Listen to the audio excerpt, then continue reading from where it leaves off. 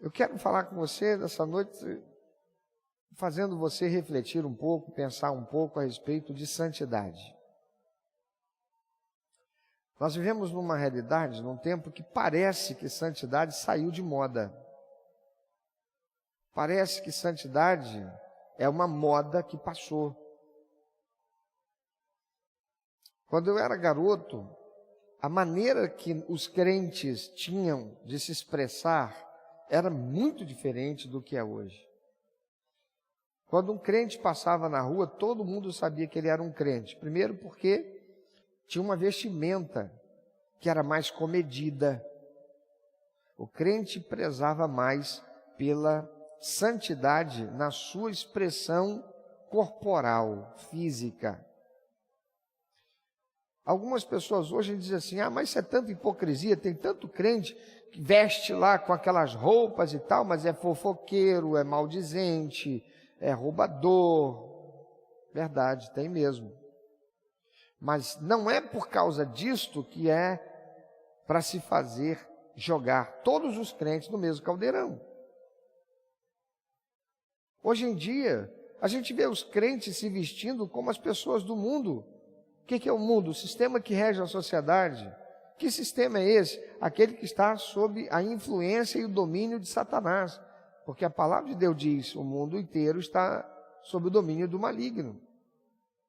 E nós vemos os crentes hoje vivendo de uma forma que não parece fazer muita diferença com as pessoas que não têm compromisso com Deus, as chamadas ímpias. Quem são os ímpios? Aqueles que não têm aliança com Deus, o Deus vivo, o Deus da Bíblia. E nós vivemos numa realidade em nosso tempo de tanta oferta e possibilidades diferentes de ser crente, de ser cristão, que em virtude dos meios de comunicação que massificam as informações, faz parecer que tudo é a mesma coisa. E aí algumas igrejas que têm uma doutrina e usos e costumes relacionados à questão da santidade são vistas como esdrúxulas, estranhas.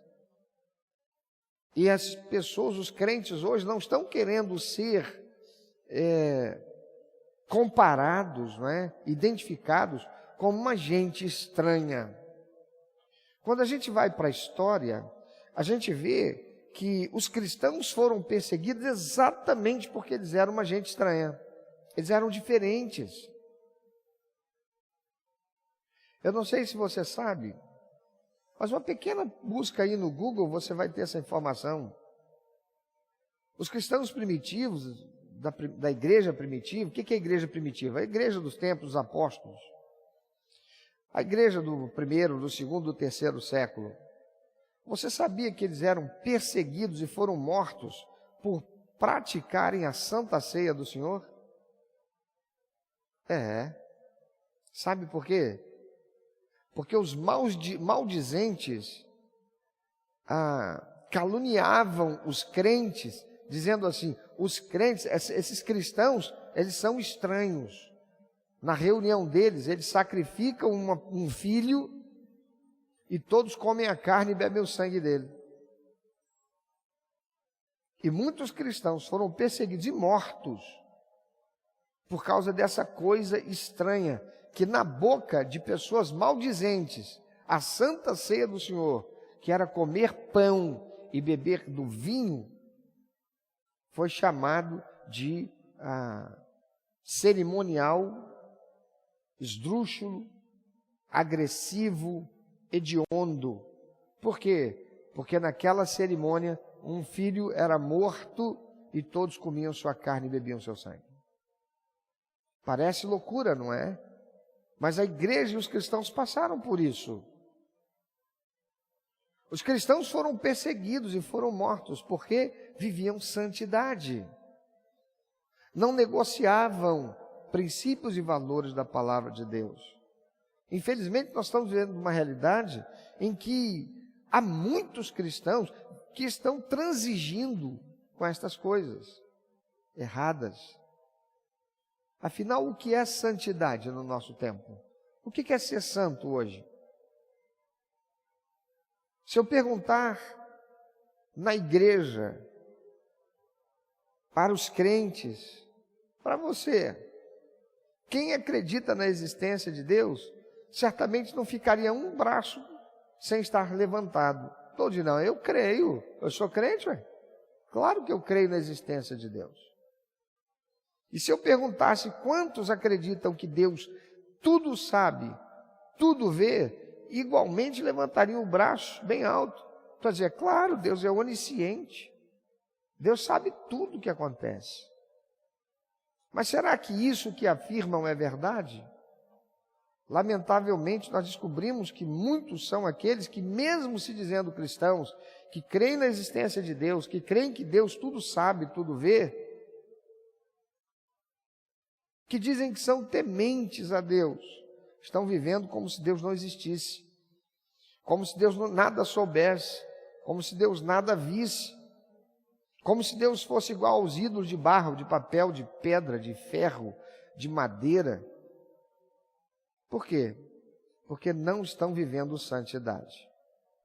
Estão vivendo de modo pecaminoso. Eu quero fazer uma pergunta para você pensar. Quem é você quando ninguém mais te vê? Quando você está no seu trabalho, quem é você lá?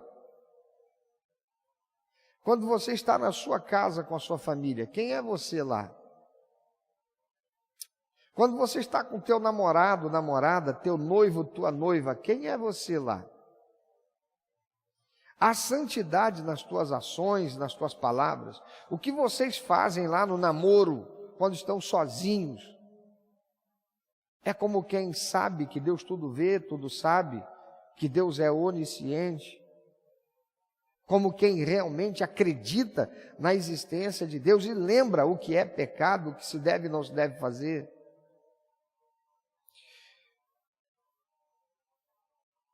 A santidade nas palavras.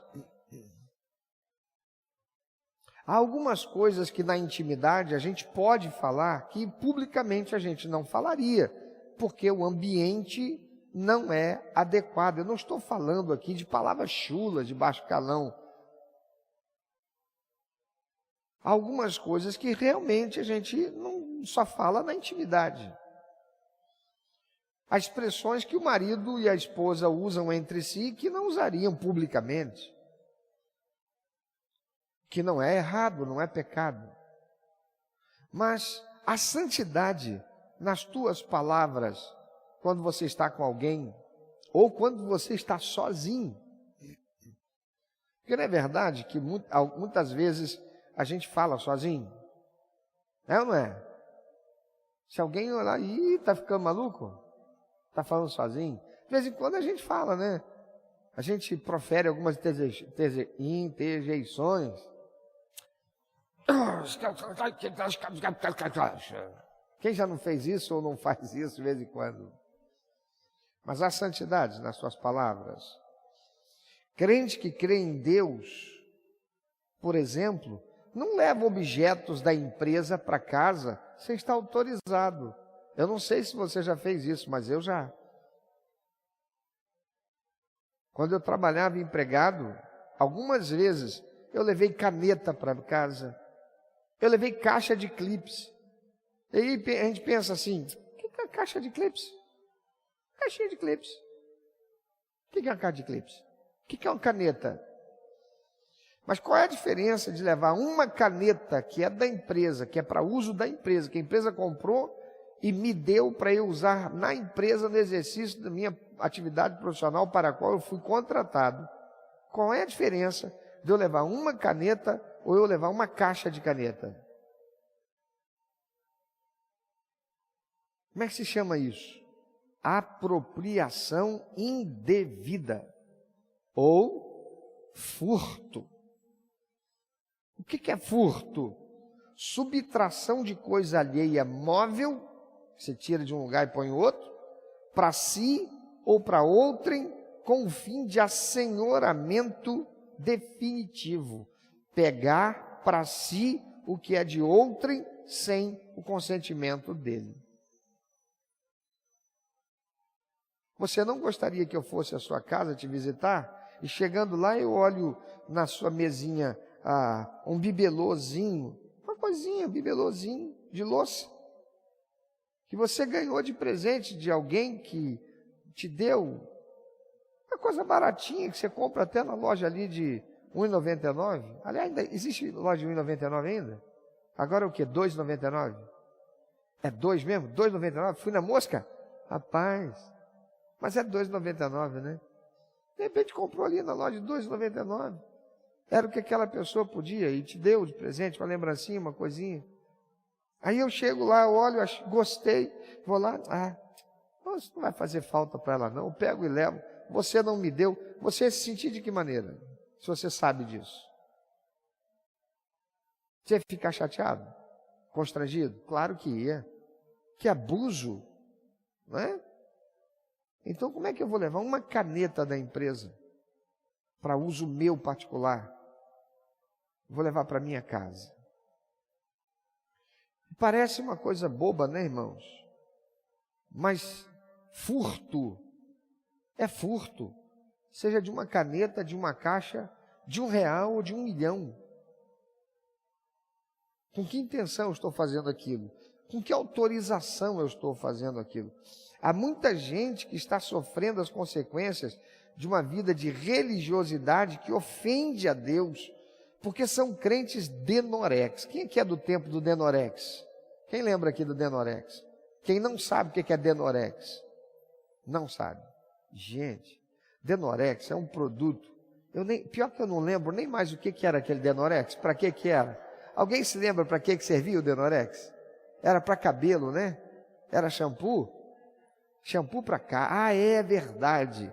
Era shampoo para caspa. E eu não lembro bem como é que foi que começou o negócio, mas o denorex virou uma expressão usada para uma coisa que parece, mas não é. Acho que é por causa da propaganda, né? Parece, mas não é. Não é denorex. Parece, mas não é. É denorex. Então, uma coisa que parece que é, mas não é, todo mundo chamava de denorex. Tem muito cristão denorex por aí. Parece crente, se veste como crente, fala como crente, mas quando na sua privacidade, age como se fosse um ímpio. Tem gato na light, tem gato na net. Mas onde eu moro é área de conflito. É área dominada pelo tráfico, é área dominada pela milícia. A Vivo, a Claro, eles não vão lá para colocar internet lá. Então, eu preciso estudar. O que eu vou fazer? Eu tenho que aceitar e fazer o contrato ali com o traficante ou com o miliciano e ter a internet dele. O que eu vou fazer? O que eu vou fazer? Vamos perguntar para os cristãos primitivos, o que eles faziam? Eles não faziam. E por que não faziam aquilo que queriam que eles fizessem? Eles foram presos, expoliados, ou seja, tomaram tudo que eles tinham, foram levados como escravos, outros foram levados para o Coliseu, que era como um grande Maracanã, e aquela multidão lá para assistir o quê? Eles serem devorados, lutarem e serem devorados por leões, por ursos, por feras. Por quê? Porque eles não aceitavam negar Jesus, não aceitavam ter um viver que não fosse de santidade. E por que disso? Porque eles sabiam que morrer seria ser promovido para viver a eternidade com Deus no céu. Morrer não seria prejuízo. Mas com o tempo, irmãos, a vida foi se tornando tão mais confortável para nós, e nós, porque não sofremos nada disso, nós fomos nos tornando tão materialistas e tão apegados a esta vida e as coisas da sensação da carne, estimulados que somos pelos meios de comunicação, principalmente a TV, que a gente não tem essa, está cada vez, não é que a gente não tem, está cada vez mais fraca esta compreensão e esta vivência do que é a santidade. Quantos crentes hoje casam no civil, mas não casam no religioso? Quantos crentes vieram para Jesus tendo casado no civil, mas não casam no religioso? Por que não? Eu não tenho dinheiro para fazer festa. O casamento religioso é para fazer festa para os outros ou é para ser uma consagração a Deus do relacionamento que eu assumi para a vida toda com essa pessoa? Porque quem estabeleceu e instituiu o casamento não foi o Supremo Tribunal Federal, não foi a Câmara Legislativa Federal, não foram as leis do nosso país, nem da humanidade. Quem estabeleceu, quem criou o casamento foi Deus. E quantos são aqueles que estão deixando de se casarem em Deus, fazerem a sua consagração dessa união em Deus, pensando que para fazer isso tem que fazer festa. Como eu não estou em condição de fazer festa, larga isso para lá. Ou então deixa para um dia a gente fazer. Olha como a visão de muitos crentes está completamente dissociada, distante daquilo que é santidade. Aliás, nós todos lembramos e vamos lembrar de novo o que é ser santo. Ser santo é ser separado e exclusivo para Deus. Isso é ser santo. Santidade, portanto, é uma vida de separação e exclusividade para Deus. Então é para eu viver pelos princípios e valores que Deus estabeleceu, não que a sociedade, não que o contexto social, secular, nem mesmo religioso. Porque hoje também tem igrejas por aí, pastores por aí, dizendo que não precisa disso não. Não, essas coisas aí de coisa de santidade, não. Deus está olhando é o coração. E é verdade, Deus está olhando o coração. Mas eu pergunto, onde fica o que Jesus diz? Aquele que não me reconhecer perante os homens, também eu não vou reconhecê-lo perante meu Pai que está nos céus. E o que é reconhecer Jesus perante os homens? É reconhecer Jesus como Senhor. E quem reconhece Jesus como Senhor, vive pelos princípios e valores estabelecidos por Ele, o Senhor. Qual é o padrão de vida que Ele quer que vivamos? Sermos separados e exclusivos para Ele, vivendo santidade. Por isto, não fazer o que as pessoas ímpias fazem é viver santidade. Viver santidade, de fato, não é andar com roupa fechada até aqui, com a gola até aqui, todo travado, todo fechado. Paz do Senhor, irmão, graça e paz. Não, isso não é santidade, isso é formalismo. E o formalismo é um ismo, não é uma coisa boa. Uma coisa é ser formal, outra coisa é o formalismo. Assim como ser religioso pode ser algo muito ruim. Por quê? Porque uma pessoa que vivencia a religiosidade exterior, ela é uma hipócrita. Dentro da igreja, no ambiente de igreja, ela é uma coisa. Na sua particularidade, na sua intimidade, na intimidade com o outro, é outra pessoa. Não há santidade. A gente tem na Bíblia alguns exemplos a respeito disso. Um dos exemplos mais gritantes para nós é o exemplo do rei Davi. O rei Davi, que era aquele camarada que Deus abençoava, porque tinha um coração voltado para Deus. Davi queria fazer aquilo que honrava a Deus. Tudo que fazia Davi era pensando na glória de Deus. Agora Davi se tornou um grande rei, uniu as 12 tribos, ele tem agora um exército poderosíssimo. Israel é agora uma nação muitas vezes mais forte e poderosa do que foi no primeiro rei, no primeiro reino, que foi o reino de Saul. Davi é o cara do momento. Israel é a nação poderosa do momento. O exército de Davi está guerreando. Davi está no palácio. E Davi, andando pelo palácio, na sacada do palácio, ele olha e vê a vizinha dele tomando banho.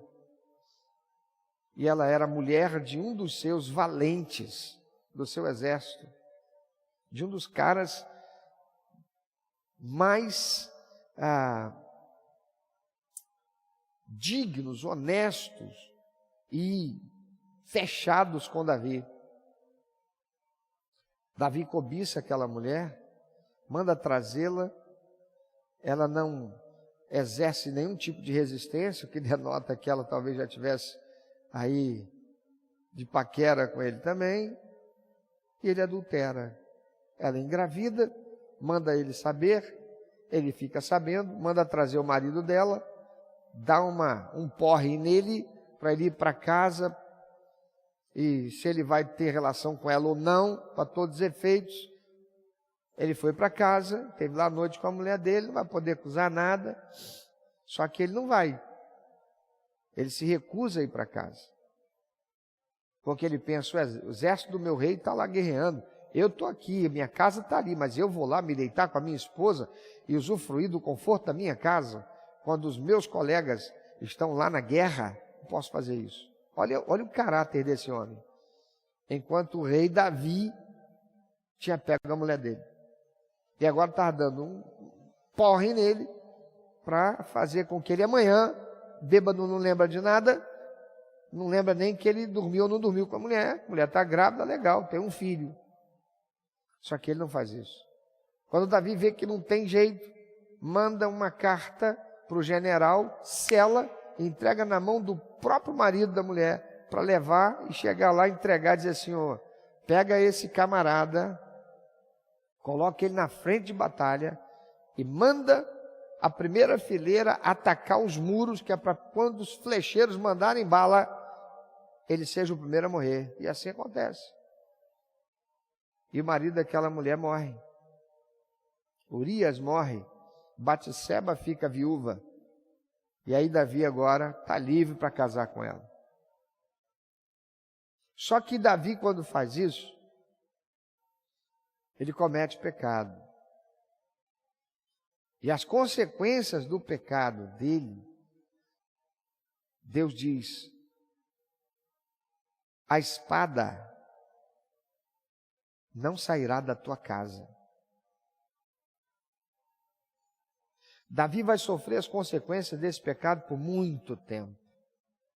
Na realidade, a vida inteira. Uma das coisas que a Bíblia não deixa de mostrar para nós, amados, é que Deus perdoa o pecador quando ele sinceramente se arrepende, confessa e pede perdão. Mas Deus não tira as consequências do pecado. Deus não tira as consequências do pecado. Davi vai sofrer muito. E aí, por consequência do seu pecado, ou dos seus pecados. E aí a gente encontra Davi escrevendo o Salmo 32, versículo de 1 a 4. E olha como o que diz Davi. Como é feliz aquele que tem suas transgressões perdoadas e seus pecados apagados. Como é feliz aquele a quem o Senhor não atribui culpa e em quem não há hipocrisia. Ele está dizendo, quem vive santidade, que Satanás não tem nada para acusar essa pessoa, é alguém que vive feliz. E ele diz, enquanto escondi os meus pecados, o meu corpo definhava de tanto gemer, pois de dia e de noite a tua mão pesava sobre mim, e a minha força foi se esgotando como em um tempo de seca. Meu irmão, minha irmã, eu já fui um crente que vivia pecando. Como se Deus não tivesse nem aí, Deus não pudesse saber, Deus não pudesse ver. como muitos estão vivendo, antigamente dizia, como jovens, hoje em dia, com o número de divórcios, de tanta gente adulta aí, né, namorando também, se relacionando, como se Deus não estivesse vendo o que está acontecendo lá. No momento do namoro, a intimidade que deixa de ser santidade para ser promiscuidade. E Deus está vendo. Deus está vendo que deixou de ser abraço para ser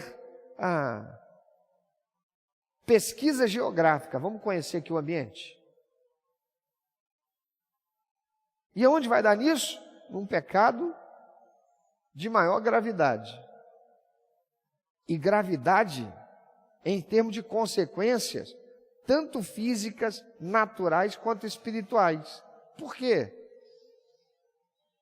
Porque quanto mais grave o pecado, mais grave a consequência, que é sofrida. Davi, ele sofre.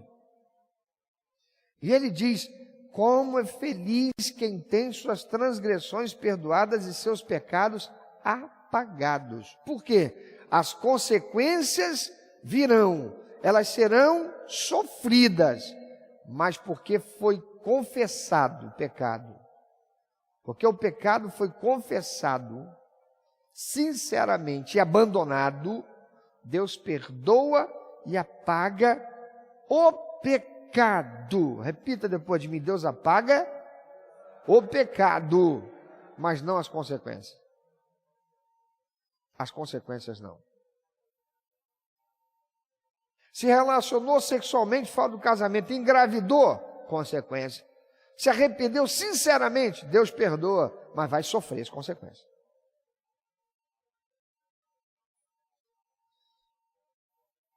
Estava relacionando com uma pessoa que não devia, foi preso junto, até provar que é inocente, vai sofrer as consequências. E isso é muito grave. Salmo 1 diz, bem-aventurado o homem que não anda segundo o conselho dos ímpios, não se detém no caminho dos pecadores, nem se assenta na roda dos escarnecedores. Antes, tem seu prazer na lei do Senhor, que é a palavra de Deus, e na sua lei medita de dia e de noite. Qual é o propósito dele fazer isso? Viver santidade. A palavra de Deus diz que sem santidade, quem sabe? Ninguém verá o Senhor. O que significa ninguém verá o Senhor? Não será, não terá como, não poderá ser abençoado por Deus nesta terra, e depois que partir daqui, viverá eternamente separado dele. Quem no inferno terá a presença de Deus? Ninguém. Marcos, capítulo 4, versículo 22, diz o seguinte, é o Senhor Jesus, porque não há nada oculto, senão para ser revelado, e nada escondido, senão para ser trazido à luz. Olha que coisa desgraçada, olha como Satanás é sujo, sutil e bem-sucedido nos seus ardis de levar as pessoas, e muitos crentes, a viverem o pecado, a não viverem santidade. Por mais que pessoas que tenham cometido crimes, deputado, senador, governador, e sofrido consequência, daqui a pouco tem um outro fazendo a mesma coisa. É assim ou não é? E agora parece que ficou muito pior quando o Supremo Tribunal Federal da nossa nação, o tribunal mais elevado, que tem obrigação de fazer cumprir a lei, condenar o criminoso e manter ele preso, solta tudo quanto é criminoso do colarinho branco, fazendo com que a população entenda o quê? Não existe pecado do lado de baixo do Equador. Conhece a música? Vamos fazer um pecado rasgado, suado a todo vapor. Essa era uma música cantada lá pelos idos de 70 e 80 do século passado. nem Mato Grosso, secos e molhados.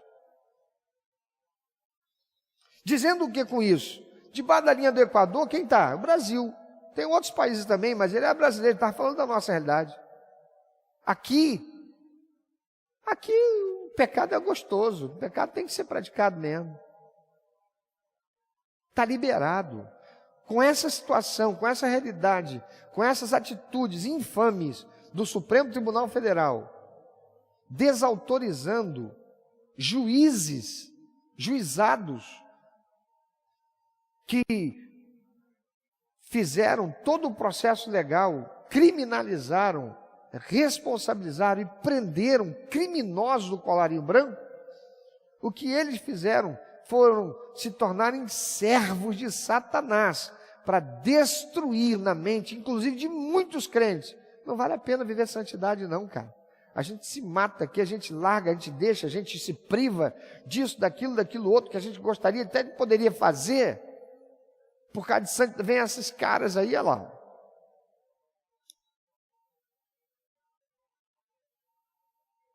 Mas o Senhor Jesus diz, não há nada oculto, senão para ser revelado, e nada escondido, senão para ser trazido à luz. E ainda que a justiça dos homens se corrompa, a justiça de Deus não.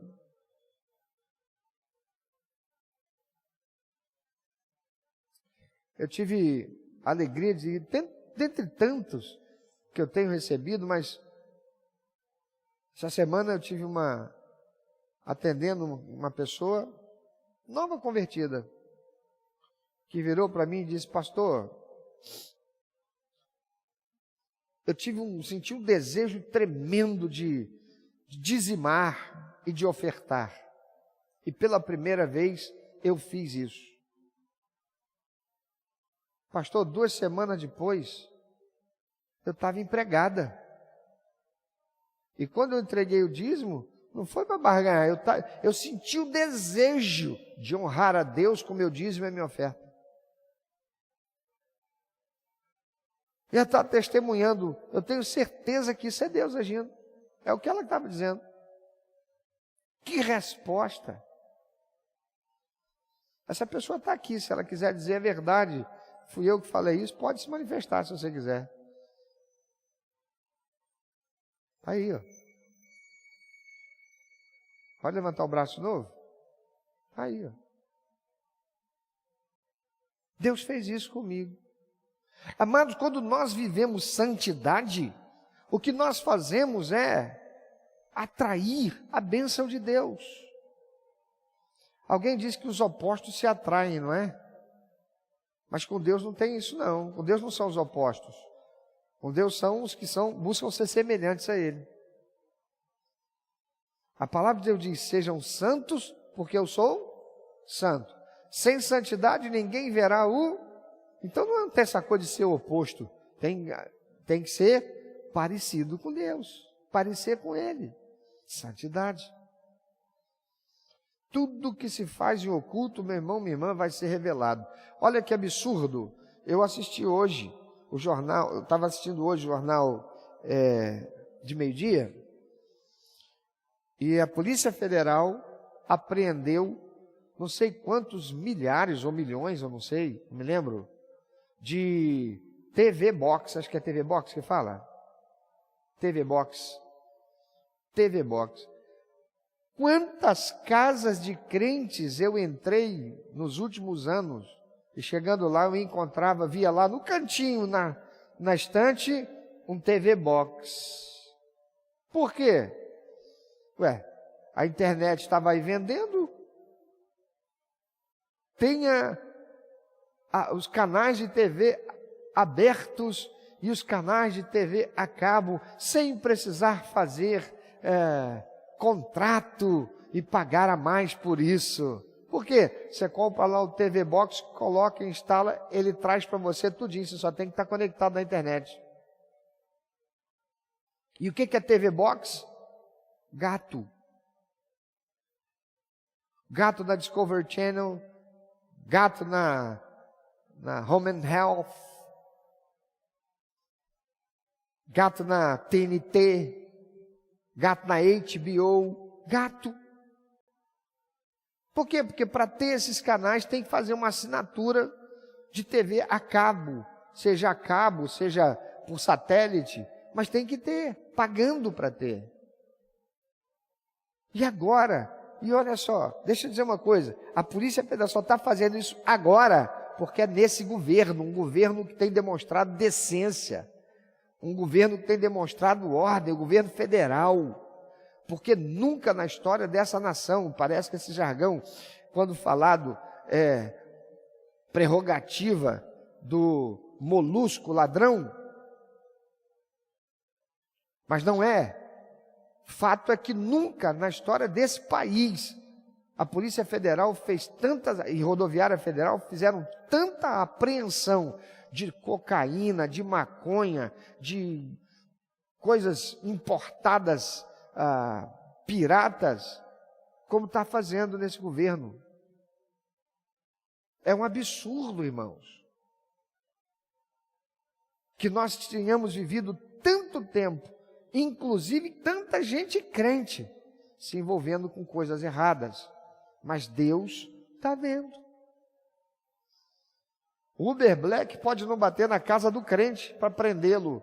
Por quê? Porque ele está lá vendendo mercadoria que não se fala mais falsificada, nem fala mais pirata. Agora é réplica. Deixa eu te explicar uma coisa e falar uma coisa para você. Não se compra mercadoria de marca. Mercadoria de marca vende em loja de marca. Mercadoria de marca, produto de marca, vende em loja de marca. Você não vai encontrar uma camisa Dudalina, uma roupa Dudalina, é Dudalina, né? Você não vai comprar uma roupa, não sei quanto custa aí, 400, 500, sei lá quanto. Sendo vendido por 50, 70, 100 reais na mão de alguém que revende. Você não vai encontrar. Porque uma de duas coisas, se for original é roubado, é carga roubada. Ou é pirataria. E meu irmão, minha irmã, se fabrica um dinheiro falso, que você pega e olha lá, é uma réplica perfeita. Só mesmo alguém que tem um determinado equipamento, ou conhece todos os itens ali de segurança, para detectar que é falsa. É assim ou não é? O que é fabricar uma camisa, um tênis, uma bolsa, igualzinho, ou pelo menos parecidíssimo com o original? São Denorex. Parece, mas não é. Dá uma olhadinha para quem está do teu lado. Você conhece essa pessoa? Sabe como é que ela é na intimidade? Deus sabe. Deus sabe. Amados, por que há tantos crentes cometendo pecados e relativizando o sagrado? Mateus 24, versículo 12, Jesus diz: devido ao aumento da maldade, o amor de muitos esfriará. Quanta gente hoje no Brasil, e quantos são os crentes hoje no Brasil, por causa de uma atitude nefasta, maldita como essa do Supremo Tribunal Federal, colocar em liberdade gente que um dia desse era presidente da República, que desviou bilhões dos cofres públicos, gente que um dia desse era presidente da Câmara, deputado federal, que tinha programa em rádio evangélica e bordão, porque o povo merece respeito, e era um bandido, e é um bandido comprovado, que teve que devolver milhões aos cofres públicos, e foi para a cadeia, e agora está solto. Gente se dizendo crente. Quantos são os maus exemplos? E quanto a maldade tem crescido no ambiente social da nossa convivência, porque somos todos seres humanos, vivemos em sociedade. E o que isso está afetando, irmãos? A nós, porque o mundo já afetou faz tempo. Quantos são os crentes que estão se deixando levar pelo mau exemplo dos artistas gospel,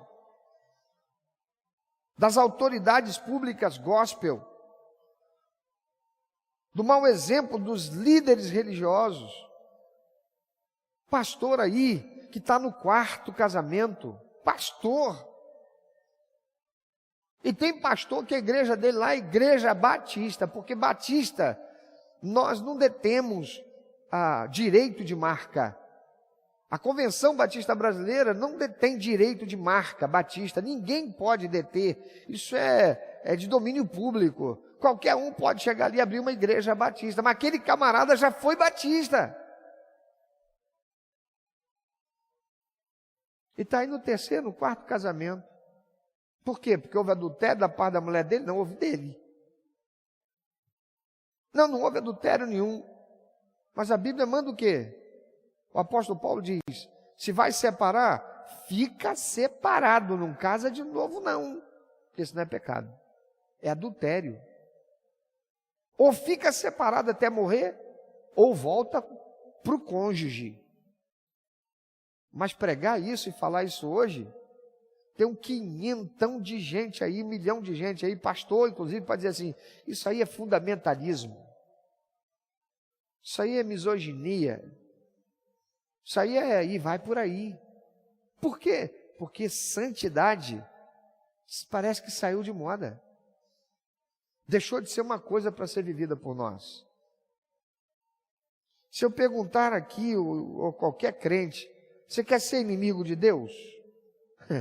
Qual crente que quer dizer que eu quero ser inimigo de Deus? Se você perguntar para um ímpio, alguém que é religioso de tradição, não, eu sou da igreja, eu sou cristão, eu sou evangélico, pergunta para ele, ou se perguntar para ele, se perguntar para você ou para ele, tanto vai fazer a diferença. Você quer ser inimigo de Deus? Ninguém quer ser inimigo de Deus. Só quem não acredita nele. Vai dizer, para mim tanto faz. Perguntar para Casa Grande, ele vai dizer, cara, seguinte, se ser inimigo de Deus significar dizer que Satanás, Lúcifer é o cara, então eu estou com Lúcifer, porque ele já disse isso. Mas via de regra, quem é que quer ser inimigo de Deus? Mas olha o que diz Tiago, capítulo 4, versículo 4. Adúlteros. Pesado, né? Olha como é que Deus usa o apóstolo Paulo, o apóstolo Tiago para falar. Adúlteros. Já nos peitos, né? Peraí. Vem na mão. Não, ele não vai na mão, não. Adúlteros. Vocês não sabem que amizade com o mundo é inimizade com Deus? Quem quer ser amigo do mundo se faz inimigo de Deus. Do que é que ele chama aqueles que fazem isso? Adúlteros. Por que adúlteros? Porque diz que recebeu Jesus como único, eterno e suficiente Salvador e Senhor da sua vida. Tem uma aliança de vida eterna com Ele. Mas deixa a vida me levar, vida leva. Opa, só o Senhor é Deus lá fora. Deixa a vida me levar, vida leva. Fica vivendo, jogando para lá e para cá. Parece aqueles caras de circo que ficam fazendo malabarismo. E daqui a pouco, tem nada a ver não. Isso tem nada a ver. E tem nada a ver, e tem nada a ver, e não tem santidade. 1 Pedro, capítulo 1, versículo 15, 16, para encerrar. O apóstolo da parte de Deus diz assim, mas assim como é santo aquele que os chamou, sejam santos vocês também em tudo o que fizerem, pois está escrito, sejam santos, porque eu sou santo. Observa aqui o apóstolo Pedro, da parte de Deus, ele está dizendo, sejam santos também em alguma coisa. Verso 15.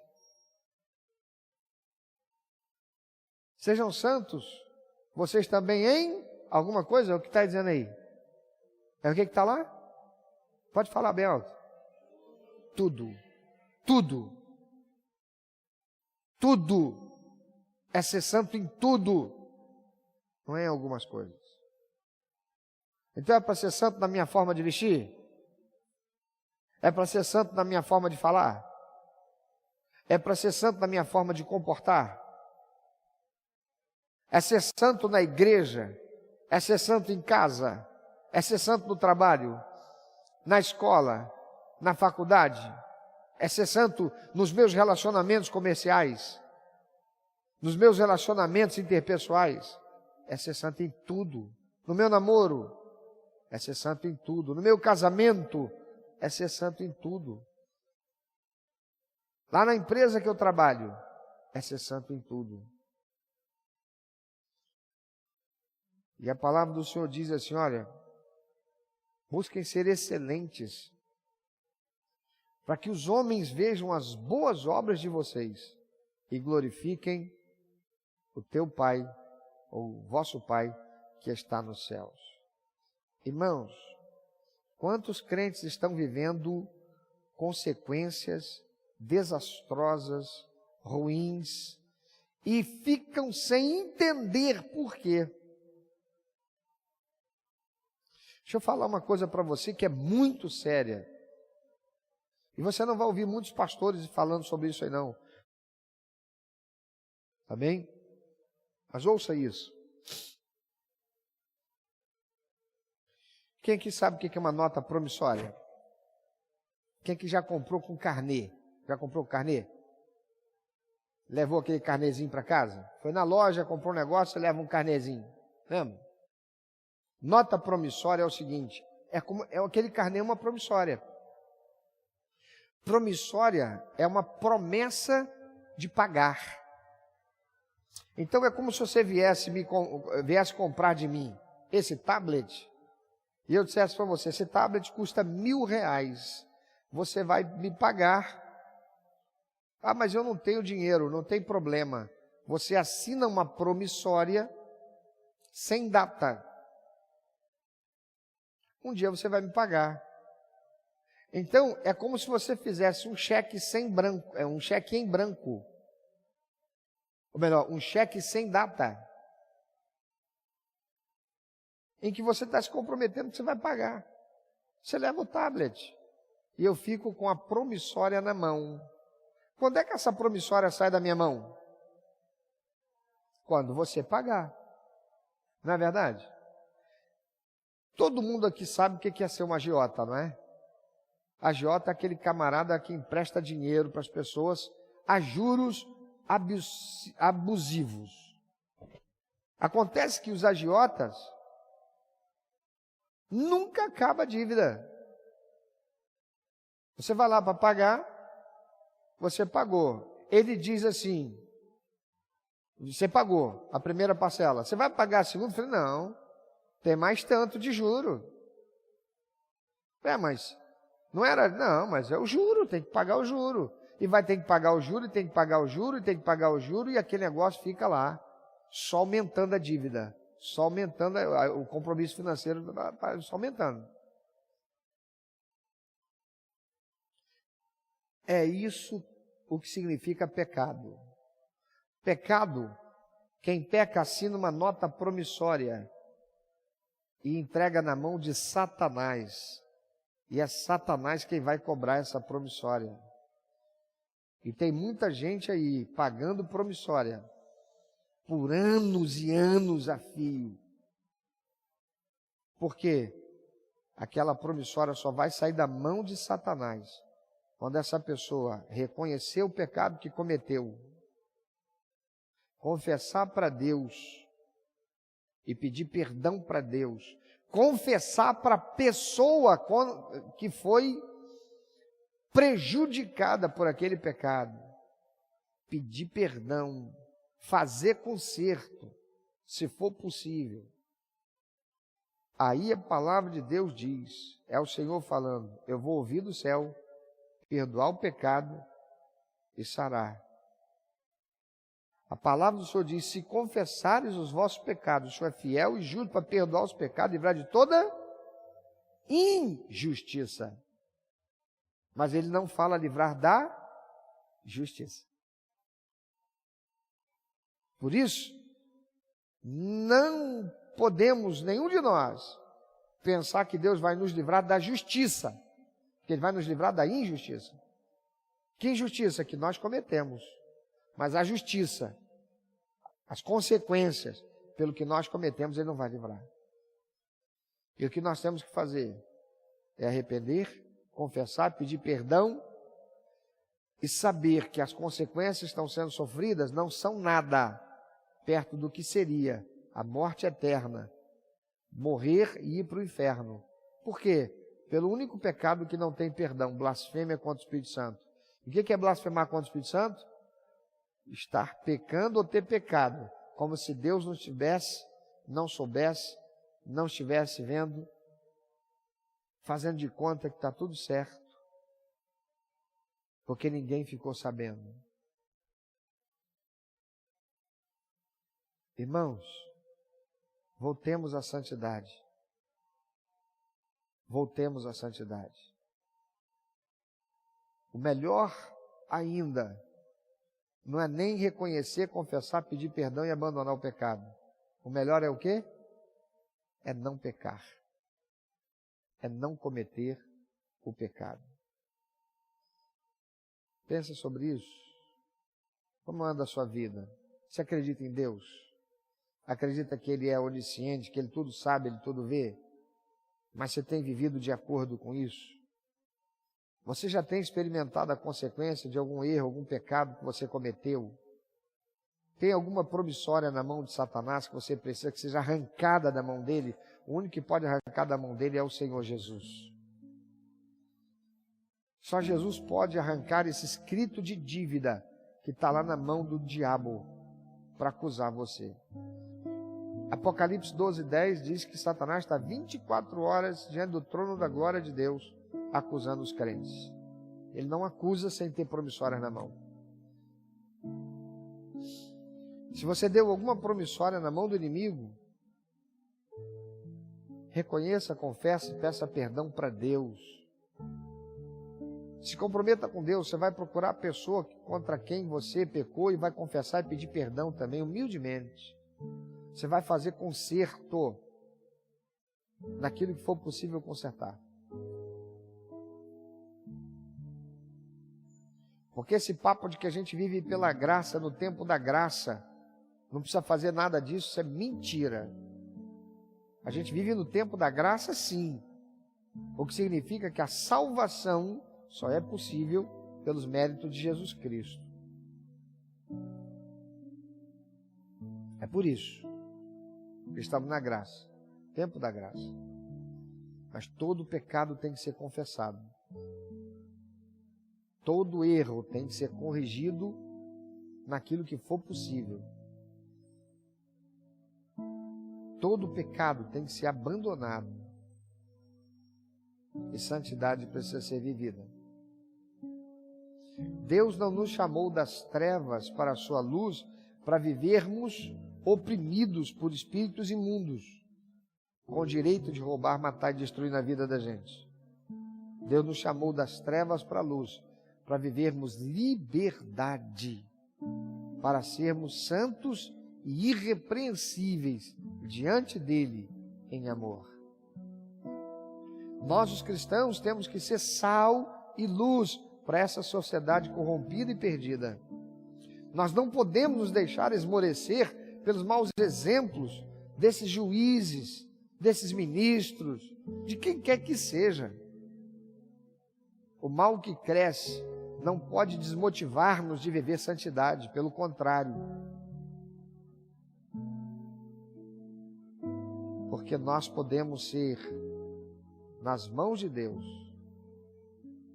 instrumentos extraordinários para trazer paz à nossa nação, para trazer paz à empresa que a gente trabalha, para trazer paz à casa onde a gente vive, para trazer paz ao relacionamento que a gente tem, para trazer paz,